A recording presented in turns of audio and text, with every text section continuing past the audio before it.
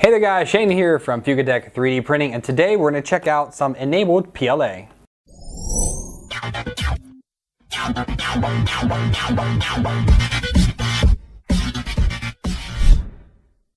Welcome back guys. So as right off the bat you can see this is different than my normal filament reviews, as I have already printed with this before I've done my little box unboxing.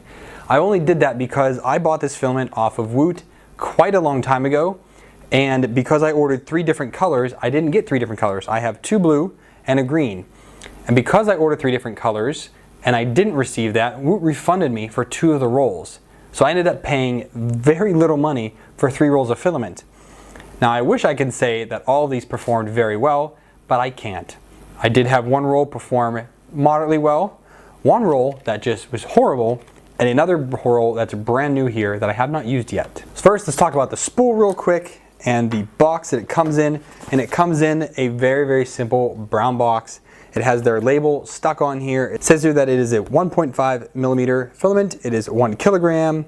The gross weight I can't see because sticker's in the way. Can't see the tolerance.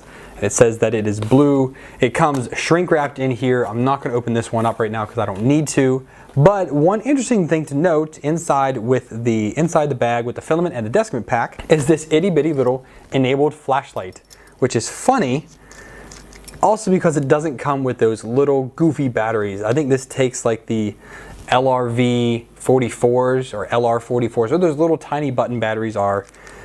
It takes those. Well, I can't even get those here, and I think they're kind of expensive too for what they are. So it's a nice little kind of swag gesture that they have it in there, but I can't use it. So it's kind of a waste for me.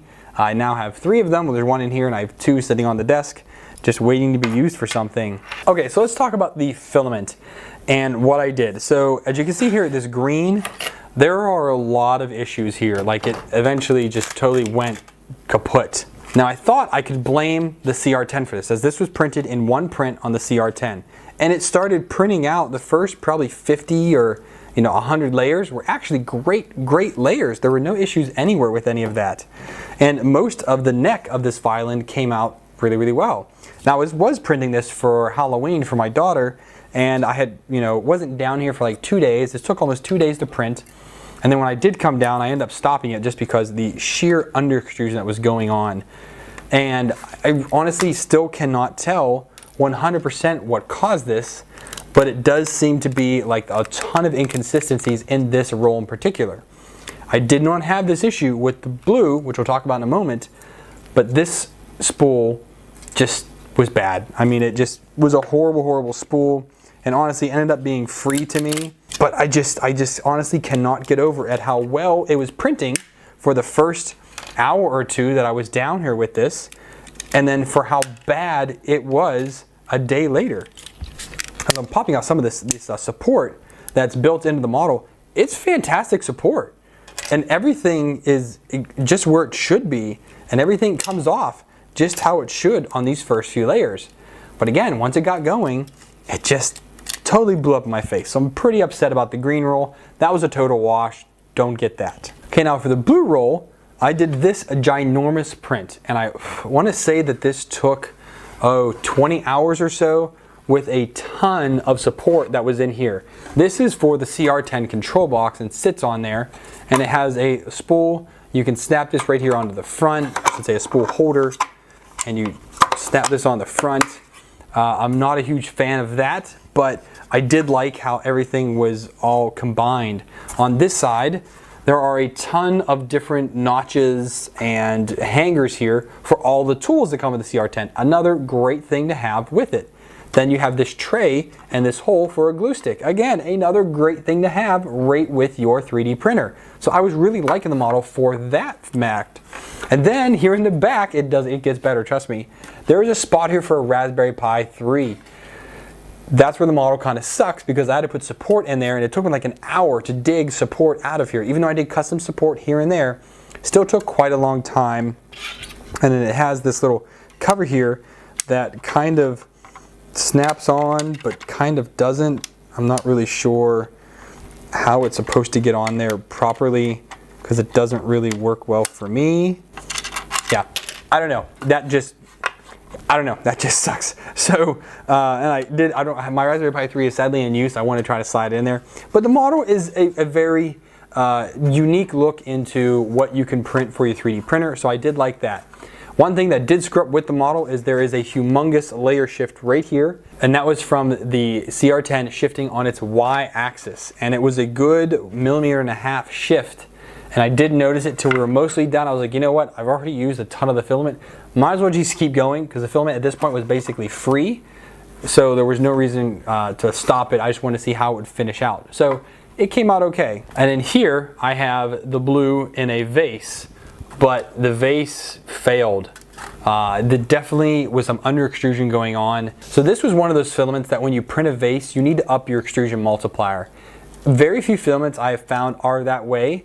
This enabled PLA is one of them. So I would knock your extrusion multiplier up by 0.2, 0.3 in order to make sure that you have a proper extrusion for a vase mode, especially one that has these crazy sharp turns. It's not even that sharp, but just the angle of it is fairly steep.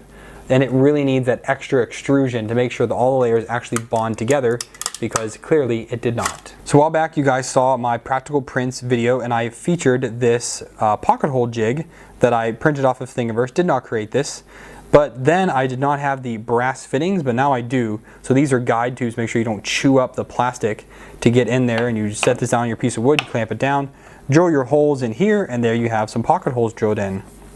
It did require support, but it actually came out the best model that I had. There were no under extrusions anywhere. Honestly, no issues at all. This was printed on the Forgetech 2020 i3 with, again, no issues whatsoever. It has a nice kind of gloss to the top, but and kind of a gloss here on the side and a matte bottom, because this was printed on the Forgetech BuildTack surface. But yeah, I mean, this came out great. It's with 50% infill. I need it to be nice and strong so that when you're drilling it, you don't have to worry about anything breaking or it twisting on you. But yeah, so this actually came out really well. So then I have two benchies here, and these were from when I was originally testing out the CR10, trying to hone in my retraction settings.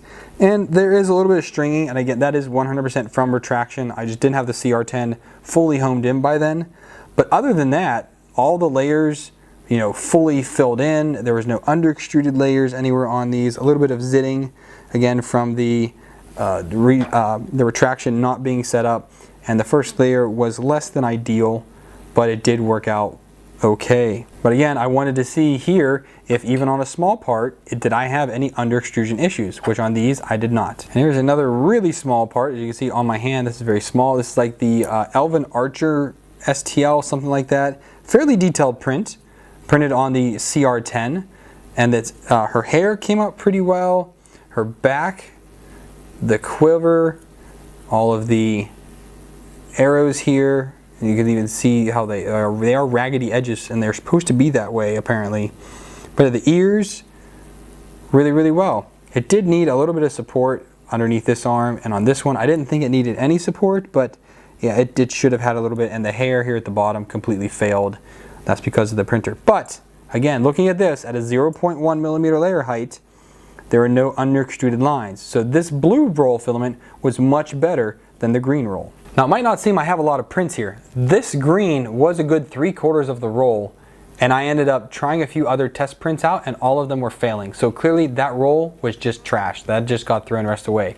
The blue, however, I was using for prototyping on quite a bit of things, and I think all of those original prototypes are now gone. I then eventually printed it in a higher quality PLA in the color that I wanted for the printer. I use orange for the CR10, I use a different orange for the G-Tech, I've used yellow and orange for the FT5, I have yellow on the Monoprice Select Mini, and I'm using red and gray on the Forgetech 2020 i3. So I print different colors for different printers just because, I don't know, I can. But either way, again, I picked this up on Woot.com for a stupid cheap price. I believe it was $10 a roll. Why not try it out? It sold out in, I think, about an hour. I barely was able to get my rolls in. They had I think they had 3 or 4 different colors, but you can only order 3 rolls at a time. I did order 3 different colors. I ended up getting 2 blue, so 2 rolls were refunded back to me. I only paid $10 for 3 kilograms of filament.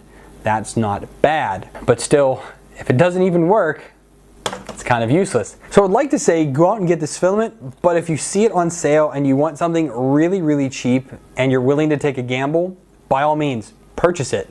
If you don't want to take a gamble on this filament, even if it ever comes back up for sale again, just bypass it. $10 is a ridiculously cheap price. You get what you pay for 99% of the time when it comes to filaments. And I know people have really good results out of cheap filament. The Fun Flag PLA that I reviewed a long time ago was $7.99 a roll. That was the cheapest ever. And that came out beautifully. That wasn't sale price, that was the price of the filament. That came out great. This stuff, again, if you want cheap filament and you're willing to gamble, go ahead and buy it. If you don't want to gamble, keep on going and have a good time.